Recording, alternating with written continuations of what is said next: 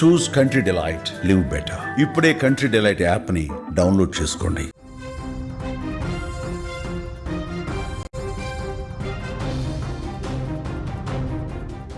రంగారెడ్డి జిల్లాలో జరిగిన ఘోర రోడ్డు ప్రమాదం 19 కుటుంబాలలో కన్నీరు పెట్టించింది.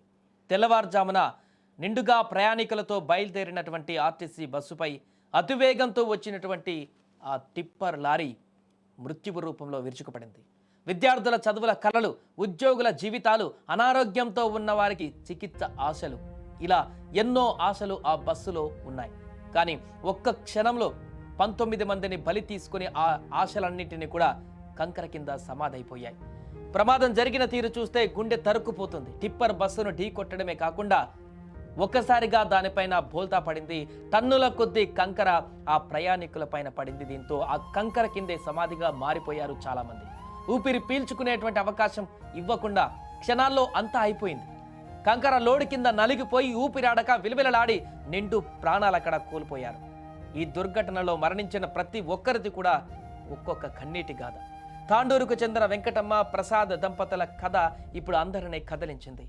హైదరాబాద్ నగరంలో సాఫ్ట్వేర్ కంపెనీలో భర్త, సూపర్ మార్కెట్లో భార్య ఉద్యోగం చేస్తున్నారు. సెలవుల కోసం సొంతూరు వచ్చారు. తిరిగి హైదరాబాద్ వెళ్లేందుకు సోమవారం తెల్లవారుజామున 3:30 రైలు టికెట్ బుక్ చేసుకున్నారు.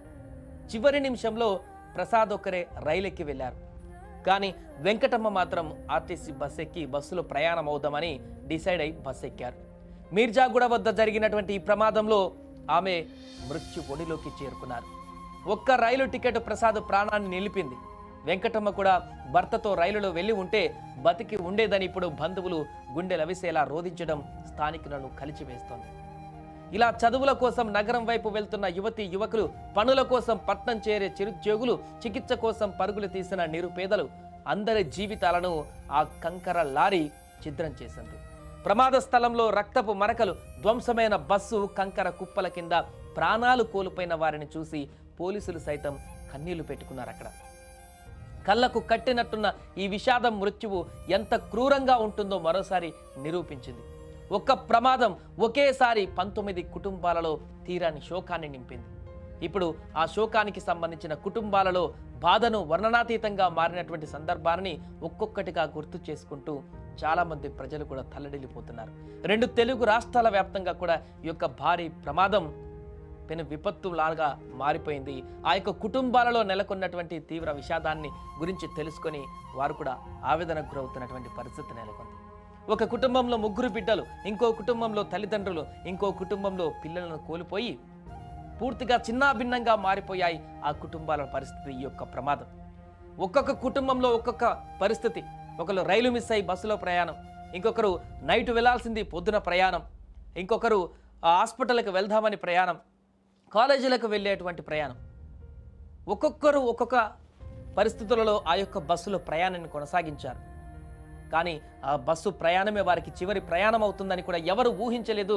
ఎప్పటి మాదిరిగానే ఆ యొక్క ఉదయం వెళ్ళేటువంటి ఆ బస్సులో ప్రయాణం కొనసాగించి సాఫీగా నగరానికి వెళ్ళిన తర్వాత రోజువారీ కార్యక్రమాలు చేసుకుని సంతోషంగా ఉండొచ్చని అనుకున్నారు. కానీ ఆ ఉదయం వారి రాత వేరేలాగా మార్చింది ఈ యొక్క పరిస్థితి.